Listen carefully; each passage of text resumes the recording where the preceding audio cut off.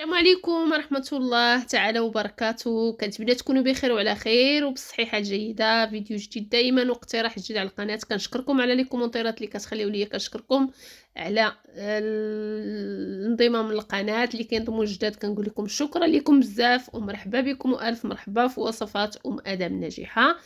نقترح عليكم ان شاء الله هاد الكيك بارد البنات، كيجي غزال بزاف وسهل انكم توجدوه. شي حاجه اللي كتكون جديده ومختلفه دائما على الطريقات اللي كنوجدو معكم. الى عجبكم دائما الفيديو ما تنسونيش من لي لايك، هذا كيكون دائما فضلا منكم وليس امرا. واللي كيعجباتو القناه اول مره وشافها يدعمونا بالاشتراكات ديالكم، واللي ما كتوصلوش بالاشعارات سحبوا الاشتراك وعاودوا اشتركوا باش توصلوا بكل جديد كنزل. بسم الله على بركه الله. بالنسبه للمكونات ديال الكيك، عندي 2 بيضات، نص كاس ديال الزيت، نص كاس ديال الماء، كاس لاروب ديال السكر يعني فايت نص كاس، و2 بيضات بحراره المطبخ، ساشيه من الفاني، 2 ساشيات ديال الخميره ديال المهم كندير الفاني، كندير البيض في واحد الاناء وكندير قبيصه ديال الملح. وهنا غنحتاج الطراب الكهربائي باش غنطلع هذا الخليط. راه ما كياخذ الا ما عندكمش ما متوفرش دائما، ولكن من الاحسن انا دائما كنقول لكم في كل فيديو كنزل الا كان الكيك من الاحسن انه يكون طراب كهربائي، ولا تخلطوه في الكاس ديال المونينيكس يعني حتى يتخلط مزيان. كما شفتوا درت الزيت ودرت هذاك الماء، نص كاس ديال الماء. كيجي زوين هذا الكيك البنات، واخا تشوفوا غير بالماء كيجي غزال الكيك، كيجي اسفنجي. هنا غنضيف معكم الدقيق، غنقول لكم بالضبط في الاخر شحال احتاجيت. المهم كنعبر الكاس الاول، هانتوما ضروري اننا نغربلوه باش الا كانت فيه شي حبيبات هكا ولا باش ما يجيش معنا يعني مكور في الكيكه. كنزيد الكاس الثاني، ولكن الكاس الثاني كما شفتوا ما غاديش نضيفو في مره. هنا كنحيد الطراب الكهربائي، كنستعمل غير الطراب اللي كيكون يدوي. كندير 2 ساشيات ديال 8 غرام ديال الخميره، وهذاك الكاس كنضيفو غير بالتدريج يعني ما كنضيفوش مره واحده. دائما الخليط ديال الكيك ما ديروش الدقيق في دقه، يعني حاولوا تخلطوا شوفوا بالكم خاصكم الدقيق عاد زيدوا. هنا تقريبا كنحتاج واحد الكاس. هذا الكاس الاخير اللي درت يعني ما كملتوش، يعني تقريبا كتبقى فيه واحد المعلقه. هانتوما الخليط كيفاش خصو يكون، ما يكونش قاصح وما يكونش عاوتاني جاري باش تجيكم الكيكه ديالكم. الا درتو الدقيق بزاف غتجي الكيكه ديالكم مدقصه. حنا غرضنا بالكيك يجي اسفنجي. كنزيد هنا واحد المعلقه د الخل كبيره. هانتوما الخليط كيفاش كيكون. وغندوز ان شاء الله باش ندهن المول اللي نحضر فيه هاد الكيكه. بالنسبه للمول كما شفتوا هذا اللي كيتحل من الجناب اللي درت انايا. ضروري هذا البنات باش ولا كنتو غتقدموها في نفس المول، يعني ديروها في مول اللي كيكون مسدود، ولكن راه ما تصلح لكمش انكم تحيدوها، غتقدموها فيه. هنا كندير شويه ديال الدقيق، داك الكميه اللي بقات لي تقريبا واحد المعلقه ما كتكونش مملوءه اللي كتكون تبقات ليا.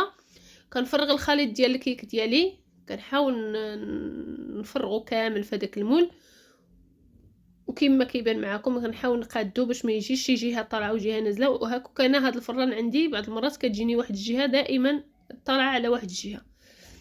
صافي غندخلو الفران اللي كيكون مشعل غير من التحت حتى كتنشف الكيك ديالي، وعاد كنشعلها تكمل الطياب ديالها من الفوق. هانتوما الكيكه ديالنا كيفاش كتكون اسفنجيه البنات. هنا البنات غندير معكم الكريمات راه ساهلين وبساط. هذه 2 كريمات اللي غنضيف معكم. كريمه ديال الليمون عندي هنا كما كتعرفوا الموسم ديال البرتقال هذا غنستغلوه.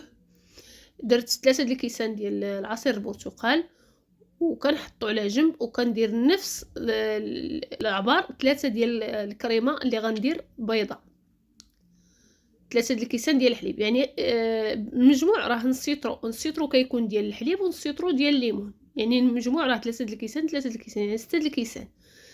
كل كاسرونه كندير فيها 3 ديال الكيسان، وباش يجيني العبار يعني مقاد بحال الكريمه البيضاء بحال الكريمه ديال الليمون. هنا كندير 4 المعالق ديال السكر، الا الله كيجي البنات هو هذاك ديال السكر. وهنا غندير تقدروا هنا كما قلت لكم تستعملوا كريم باتيسير، كيمكن لكم، غير احنا غرضنا بالكريمه تكون بيضاء. الا بغيتو تكون هكا صفراء ديروا كريم باتيسير. درت 2 معالق ديال النشا هنا و2 معالق هنا، ولكن المعلقات راه كيكونوا مملوئين، وكنزيد نصيص في هاد الكاسرونه ونصيص في هاد الكاسرونه. وبالخصوص ان الكريمه ديال الليمون هي ما كتبغيش تشد صعيب باش تشد راسها بسرعه، يعني وفيت لها شويه ديال النشا وكنحرك هكا مزيان. الكريمه ديال البيضاء كنضيف لها ساشيه ديال الفاني وكنضيف لها 2 فرماجات. الكريمه ديال الليمون ما نحتاجش، لان الليمون عندنا راه منكه راسو براسو. كنزيد لها تقريبا واحد المعلقه صغيره ديال الزبده. بجوج بهم كنحطهم في البوطه، وفي مره يعني كنبقى نحرك، يعني باش يوجدوا لي في مره واحده. هانتوما كيما شفتوا راه ما كنقطعش التحراك. هنا غنزيد داك المعلقه الزبده وغنكمل التحراك، وهنا غنزيد داك 2 قطع ديال الفرماج وهما باقيين، يعني باقي الكريمه ما حيدتاش ديال الكريمه البيضاء. يعني كنزيد 2 قطع ديال الفرماج. تقدروا هنا تزيدوا قطعه ديال الشوكولاط الابيض، تقدروا بغيتوا. المهم هنا الاختيار دائما كما كنقول لكم كيرجع لكم. درت 2 قطع ديال الفرماج. هنا درت معلقه صغيره ديال الزبده. ها نتوما الخليط بجوج راه ما كتلصقش في الكاسرونه، يعني دائما كنحطوا يدينا في البوطه وحنا كنحركوا.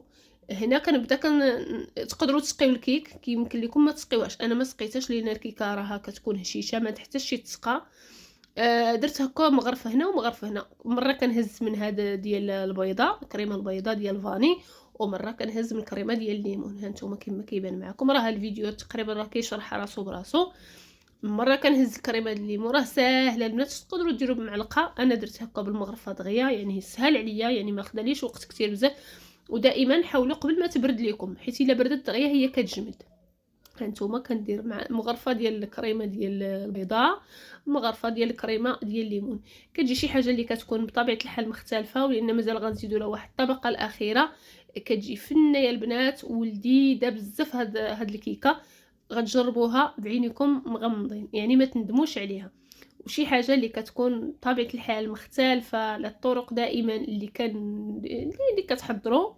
هانتوما الكيكه ديالنا كنحاول نقاد لها هذيك الطبقه ديال الليمون من الفوق وصافي. كنحاول نقاده في الجوانب ديال باش تجيني كلها مقاده يعني فوق الكيكه. كنخبط بها هكا، نقدر نقادها هكا غير بواحد الموس صافي. ندخلها الثلاجه تبرد، وعاد ندوز الطبقه الاخيره تتبرد، يعني الطبقه الاخيره ديال الكريمه اللي غنضيفوا لها حتى تبرد لينا هاد الطبقه هذه.